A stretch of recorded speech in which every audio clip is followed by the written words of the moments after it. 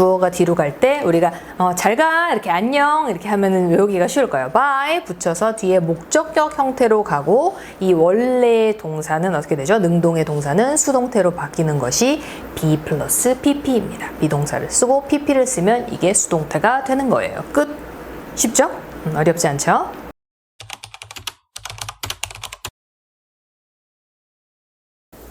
Hello there, nice to meet you. My name is Giselle. 이번 시간에 배우게 되는 내용은 수동태입니다. Passive voice라고도 하고요. 여러분, 태라는 개념을 들어보셨죠? 동사가 태로 나뉘면 능동태, 수동태로 나뉜다고 하는데 이 태는 과연 뭘까요? 태는 모양을 나타내는 개념이 태입니다. 그래서 너 굉장히 태가 난다 라고 할 때 그 태를 생각하시면 되는데 모양이 두 가지가 있습니다. 능동태가 있고 수동태가 있어요. 근데 우리가 동사의 모양이 뭐가 다르다는 건데 라고 생각할 수 있지만 태는 뭐냐면 영어로 하면 voice예요. voice라는 것은 그 음성이고 어조인데 그 사람이 능동적으로 이야기할 때가 있고 수동적으로 이야기를 할 때가 있는데 그 모양을 나타내는 말이 voice 태라고 하는 거고요. 능동태는 동작이 가능한 겁니다. 그래서 주어가 자기가 직접적으로 active, 적극적으로 할 수 있을 때 능동태라고 하는 거고요. 수동태의 수는 받을 숫자예요. 그래서 동작을 받는 거를 passive voice, 수동태라고 합니다. 이거는 요즘 논란이 많이 되고 있는 학교 폭력을 생각하시면 될 것 같아요. 가해자가 있고 피해자가 있는데 가해자는 때리는 입장이죠. 그래서 그것이 능동태가 되고요. 주어가 동작을 스스로 하는 모양입니다. 수동태는 피해자의 입장이에요. 나는 가만히 있는데 그 동작이 가해자의 주먹이 와서 나는 그 동작을 받았죠. 그래서 받을 숫자를 써서 수동태, 주어가 그 동작을 당할 때입니다. 여러분, 톰과 제리 만화를 보신 적이 있죠? 저도 강아지 2마리를 입양을 했었을 때 한 마리를 톰, 한 마리는 제리라고 이렇게 지은 적이 있거든요. 그런데 반대로 돼서 제리가 톰을 쫓는 좀 기이한 현상이 일어나기는 했지만 톰은 항상 제리를 쫓아다녀요. 제리가 피해자겠죠? 그러면 고양이가 쫓는다 쥐를, 그러면 화살표 모양이 이렇게 될 겁니다. 그래서 능동, 톰이 고양이가 자기가 직접 행동을 하죠. 쫓는 행동을. 그래서 고양이가 쫓는다 쥐를 이라고 할 때 이것을 능동태라고 하고, 우리가 톰의 입장만 있는 것은 아니잖아요. 쥐의 입장, 제리의 입장이 있을 수가 있는데 제리의 입장에서 보면 제리는 가만히 있는데 톰에 의해서, 그죠? 고양이에 의해서 쫓긴다 라고 하면 화살표 모양이 이렇게 가는 것이 수동태입니다. 그러면 영어 문장으로 한번 우리가 또 바꿔봐야 되겠죠? The cat chases. chase는 쫓다 라는 뜻인데 3인칭 단수 현재라서 chases를 썼습니다. The cat chases the mouse. 고양이는 쥐를 쫓는다가 되겠죠. 그러면 능동태는 가해자의 입장, 수동태는 피해자의 입장이니까 누구의 입장을 들어봐야 될까요? 마우스의 입장을 들어봐야 되겠죠. 그래서 능동태에서 수동태의 변화는 가해자와 피해자를 이렇게 크로스 시켜서 입장을 바꾼다고 생각을 하시면 좋을 것 같아요. 그러면 the mouse가 주어가 됩니다. The mouse. 그 다음에 이제 마우스는 쫓는다가 아니라 쫓길 거예요. 그러면 쫓긴다를 쓸 거고요. cat은 고양이, the cat인데 고양이를이 아니라 고양이에 의해서이기 때문에 여기에 by를 붙일 거예요. 우리가 그 bye 안녕 할 때 그 by랑 발음은 똑같습니다. 그런데 이렇게 써요. 고양이에 의해서. 그러면 chases를 어떻게 바꿀까요? 수동태의 공식은 be 플러스 pp입니다. 이 pp는 과거 분사를 나타내요. 그래서 the mouse는 비동사 뭐를 쓸까요? is를 쓰고 chase는 chase, chased, chased니까 chased를 쓰게 되면 이것은 뜻이 쫓는다가 아니라 쫓긴다가 됩니다. 그래서 쥐는 고양이에 의해, by, 의해서 is chased, 쫓김을 당한다, 쫓긴다가 됩니다. 자, 아까 살펴보셨다시피 수동태의 공식은 이렇습니다. 주어와 목적어의 자리를 바꿔주고요. 그러니까 목적어가 주어가 되는 거죠, 수동태에서는. 그리고 주어가 뒤로 갈 때 우리가 잘 가, 이렇게 안녕 이렇게 하면은 외우기가 쉬울 거예요. bye 붙여서 뒤에 목적격 형태로 가고 이 원래의 동사는 어떻게 되죠? 능동의 동사는 수동태로 바뀌는 것이 be 플러스 pp입니다. 비동사를 쓰고 pp를 쓰면 이게 수동태가 되는 거예요. 끝. 쉽죠? 어렵지 않죠? 자, 우리가 불규칙 동사를 알아야 하는 이유가 BPP, 이 PP에 해당되는 것이 불규칙 동사의 제일 뒤에 나와 있는 이 과거 분사라는 내용이기 때문입니다.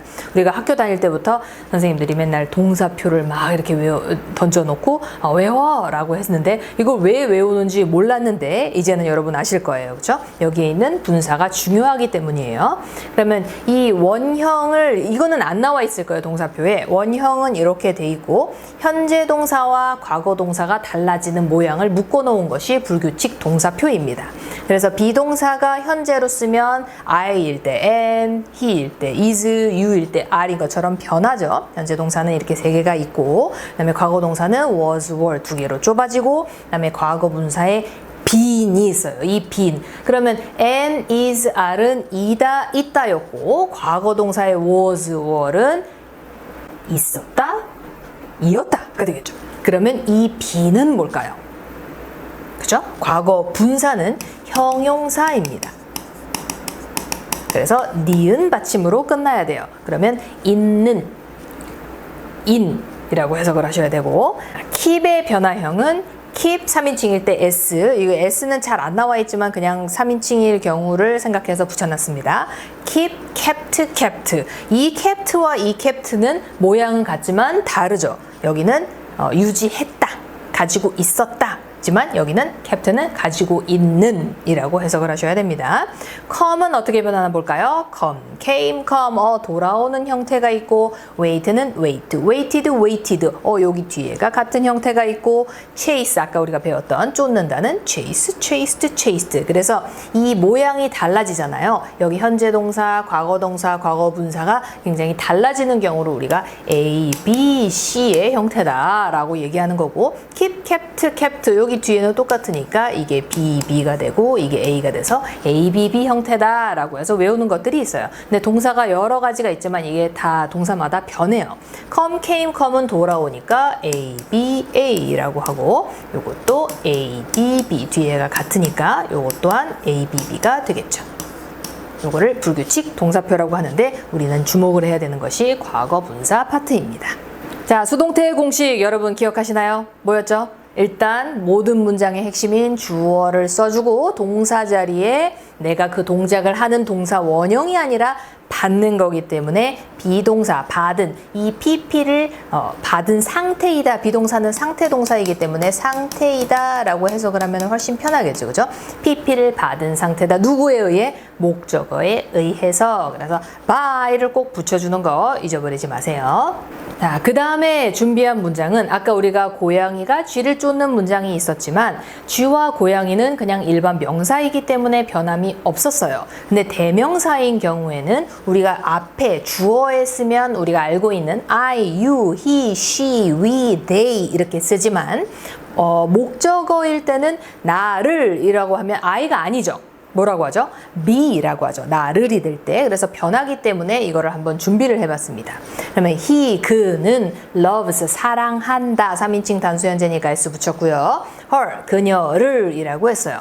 그러면 수동태는 능동태에서 뭐가 바뀐다 그랬죠? 첫 번째가 목적어가 주어가 되고 주어가 뒤에 뭘 붙이고 보내줘야죠. 인사하세요. bye 붙이고 목적어 형태로 주어를 바꿔줘야 하고 요 동사는 어떻게 됐죠?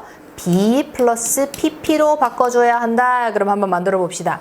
her이 앞으로 오면 그녀를이 아니라 그녀가가 되어야 되니까 she라고 써주고 비동사 she는 am, is 중에 뭘 쓰죠? is를 쓰죠. is를 쓰고 love는 어떻게 변합니까? love, loved, loved 그러니까 loved라고 써서 이렇게 두 묶음이 되고 목적어 주어가 목적어 자리에 가면서 by 하고 he가 아니라 어떻게 되죠?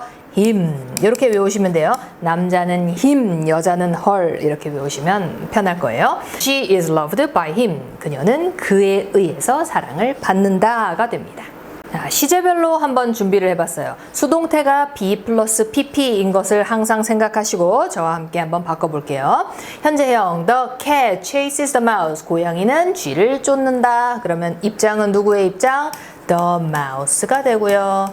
자, 요거 어떻게 되죠? BPP니까 is 아까 했던 거예요. chased 써주고 고양이 갈 때 인사해주세요. Bye. 그리고 the cat.